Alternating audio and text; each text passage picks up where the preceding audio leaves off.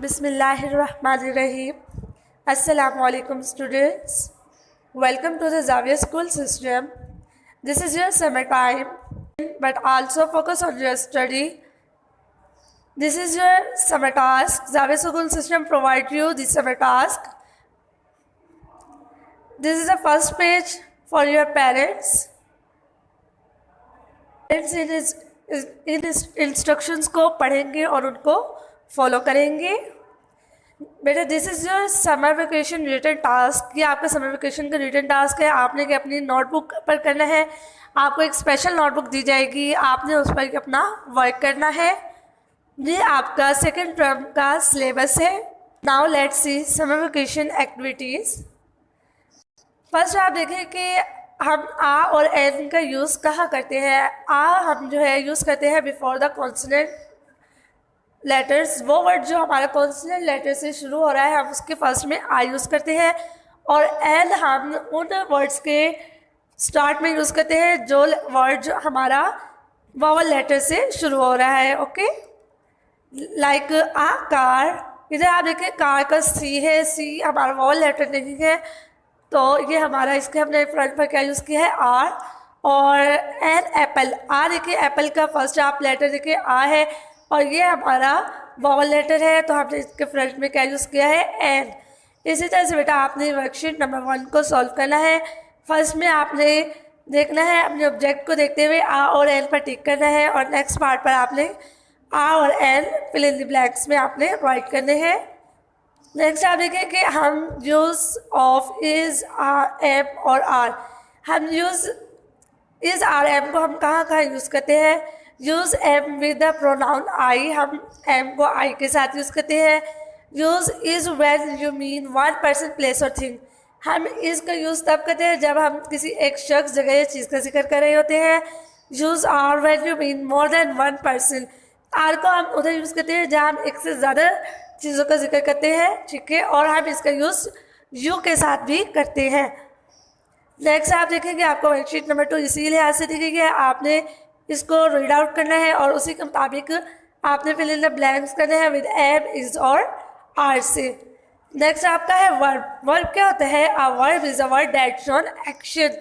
हर word ऐसा word जो action को शो कर रहा है वो आपका वर्ब होगा। जंपिंग गर्ल, ये देखिए गर्ल जंप कर रही है, जंप करना उसका एक्शन है, तो ये हमारा वर्ब होगा। ये आपको वर्कशीट नंबर 3 दी गई है वर्ब के बारे में, ठीक है। आपने ऐसे ग्लव्स में कलर करना है जो जिसमें आपको वर्ब दिया गया है। ओके बेटा। नेक्स्ट आपका है नाउन। नाउन किसको कहते हैं। Noun is the name of person place और थिंग। नाउन हम किसी भी शख्स जगह या चीज़ के नेम को कहते हैं। आपको यहाँ आप देख सकते हैं कि आपको 2 दी गई है लाइन्स। आप साइड पर आपको एक लाइन दी गई है जिसमें आपको वर्ड्स नज़र आ रहे होंगे। आपने नाउन में पेस्ट करना है, और वर्ब को आपने वर्ब वाले वर्ड को आपने वर्ब में पेस्ट करेंगे। नेक्स्ट आपका है कि आपको ये as you know question mark जो है वो हम क्वेश्चन के आगे यूज़ करते हैं, और फुल स्टॉप हम अपने आंसर के आगे यूज़ करते हैं। This is your exclamation mark. Then we used this to express strong feeling, emotions such as shock, surprise, anger। यानी हम अपने फीलिंग का जहाँ हमारा इजहार हो रहा होता है, जहाँ हम थोड़े शौक हो जाते हैं, जहाँ हम किसी को कमांड दे रहे होते हैं, हुक्म दे रहे होते हैं, ठीक है, और जहाँ हम इनफॉर्मल राइटिंग यूज़ कर रहे होते हैं, तो हम वहाँ पर इसका यूज़ करते हैं।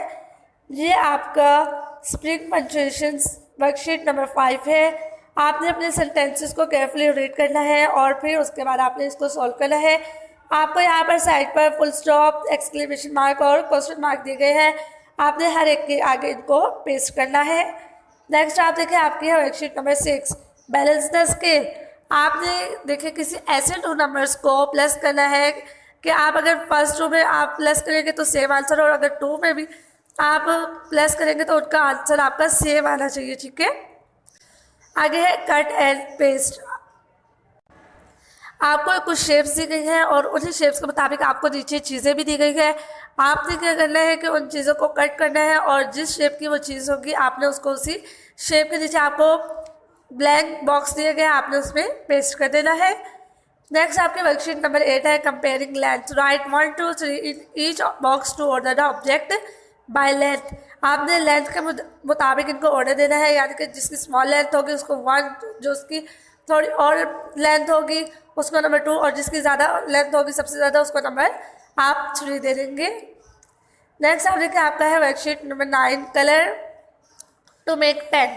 आपको 10 दिए गए हैं, आपको इधर देखिए फर्स्ट ब्लॉक में 6 दिया गया है, आप 6 में और कितने ऐड करेंगे कि आपका 10 मेक हो जाए।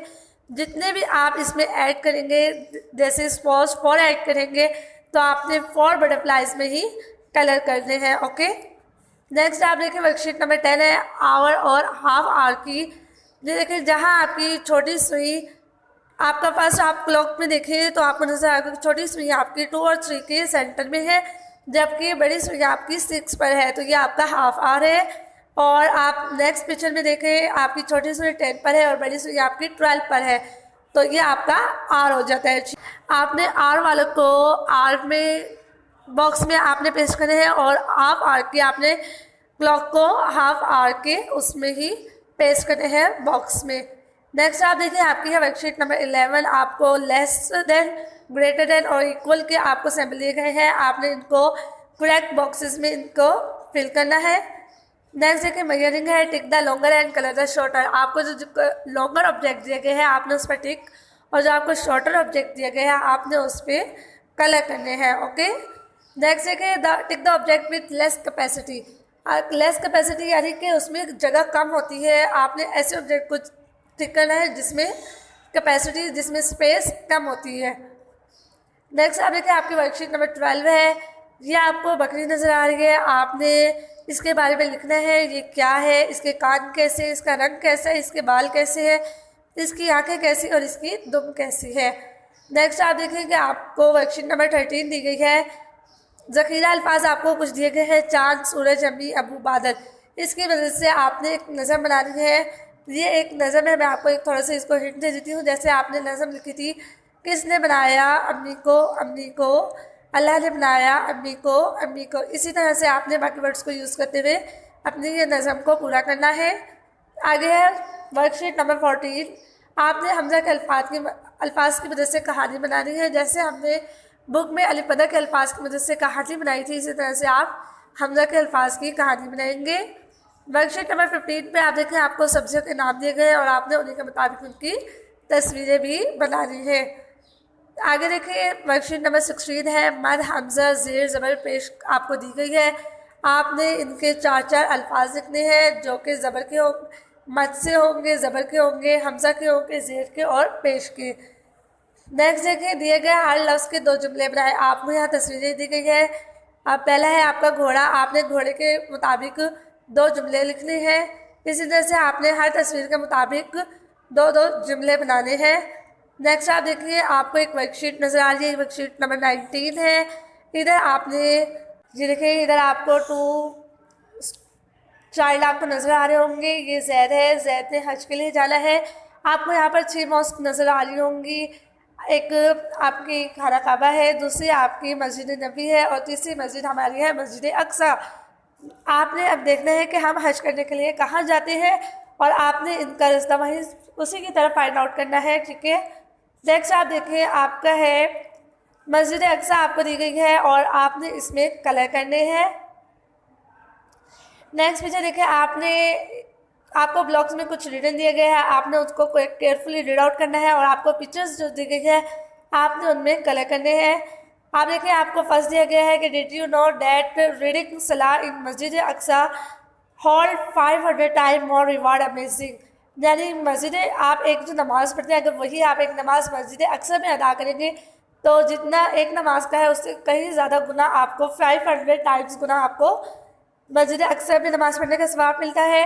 मस्जिद Aqsa was the second house of worship built on earth. It was built 40 years after the holy Kaaba.